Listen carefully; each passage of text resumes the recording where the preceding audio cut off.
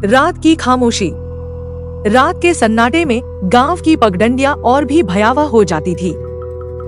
अंधेरा इतना गहरा था कि मानो आसमान से कोई भारी चादर खींचकर धरती पर फैला दी गई हो।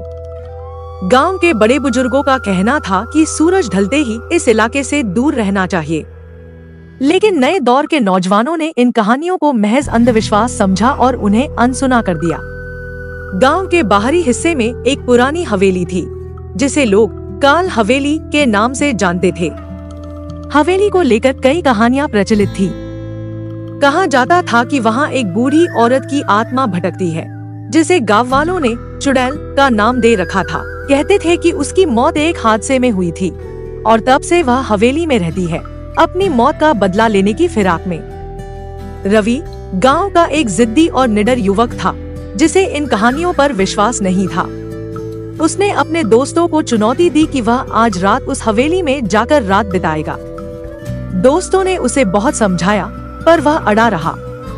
आखिरकार दोस्तों ने भी उसका साथ देने का फैसला किया और 4 लोग, रवि, राजू, मोहित और सुमन, हवेली की ओर निकल पड़े।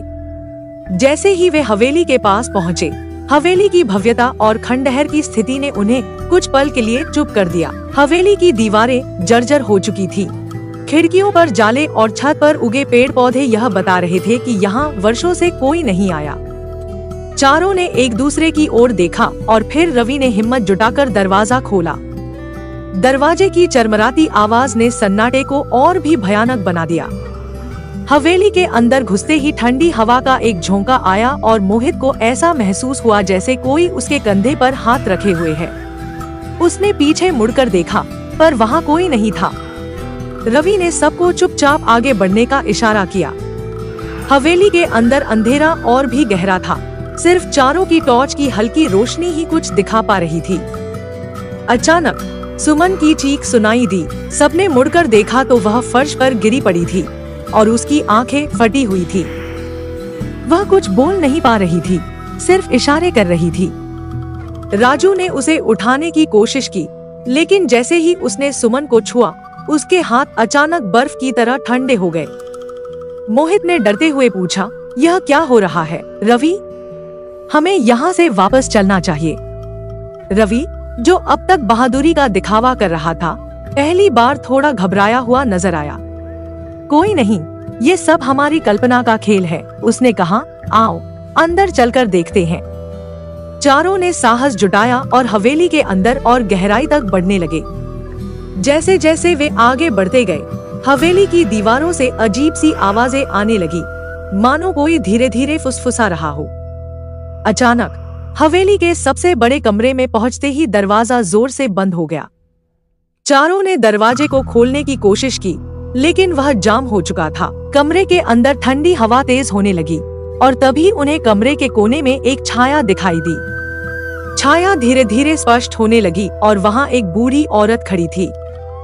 उसकी आंखें लाल थी और उसके चेहरे पर एक भयानक हंसी थी। वह धीरे धीरे उनकी ओर बढ़ने लगी। तुम लोग यहाँ क्यों आए हो? वह कराहते हुए बोली। रवि, जिसने अब तक सबसे ज्यादा बहादुरी दिखाई थी, कांपते हुए बोला, हम सिर्फ देखना चाहते थे कि यहाँ क्या है। बूढ़ी औरत ने ठहाका मारा। तुमने बहुत बड़ी गलती की है, अब तुम यहाँ से कभी नहीं जा पाओगे।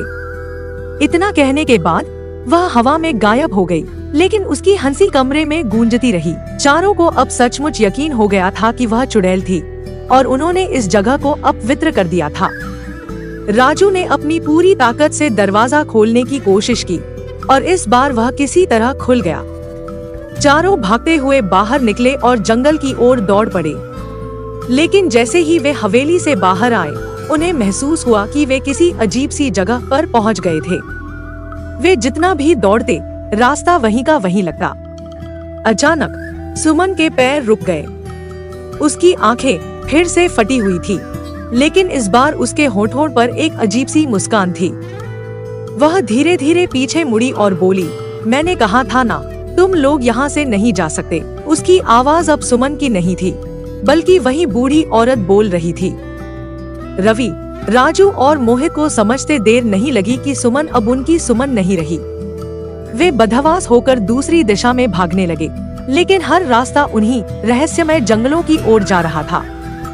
हवेली उनके पीछे छूट चुकी थी, पर अब वह चुड़ैल उनके साथ थी। अचानक मोहित लड़खड़ाकर गिर पड़ा और उसके शरीर में अजीब से झटके आने लगे।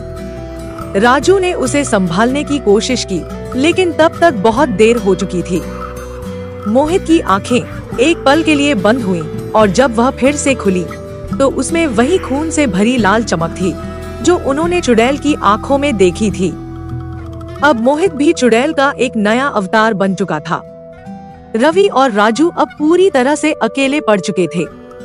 वे समझ चुके थे कि चुड़ैल ने उनकी आत्माओं को अपनी गिरफ्त में लेना शुरू कर दिया था। उन्होंने आखिरी कोशिश के रूप में गांव की ओर भागने का फैसला किया, लेकिन जैसे ही वे गांव की सीमा पर पहुंचे, राजू के पैरों में कुछ खींचने लगा। उसने चीखने की कोशिश की, पर उसकी आवाज गले में ही घुट गई। रवि ने देखा कि राजू अब मिट्टी में समा रहा था, जैसे कोई अदृश्य ताकत उसे जमीन के अंदर खींच रही हो। रवि ने राजू को बचाने की कोशिश की, लेकिन वह बस चीखता रह गया और देखते ही देखते राजू भी जमीन में समा गया। रवि अब अकेला रह गया था। उसकी सांसें तेज हो गई थी और उसके कानों में चुड़ैल की हंसी गूंज रही थी।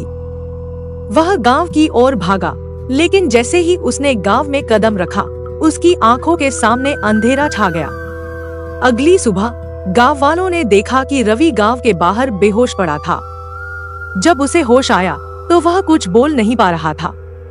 उसकी आंखें अब भी डर से भरी हुई थी। उसने जो कुछ भी देखा और महसूस किया था, वह अब उसकी स्मृति का हिस्सा बन चुका था। हवेली की कहानियां अब सच साबित हो चुकी थी, और कोई भी उस रात के बाद उस दिशा में जाने की हिम्मत नहीं कर पाया। रवि अब भी गांव में रहता था, लेकिन अब वह पहले जैसा नहीं रहा। वह हर रात उठकर हवेली की दिशा में देखता और बुदबुदाता, वह आ रही है, वह आ रही है। और फिर एक रात रवि भी गायब हो गया। कोई नहीं जानता कि उसके साथ क्या हुआ, लेकिन गांव वालों का मानना है कि चुड़ैल ने उसे भी अपना शिकार बना लिया। अब हर कोई जानता है कि काल हवेली में जो एक बार जाता है, वह फिर कभी वापस नहीं आता।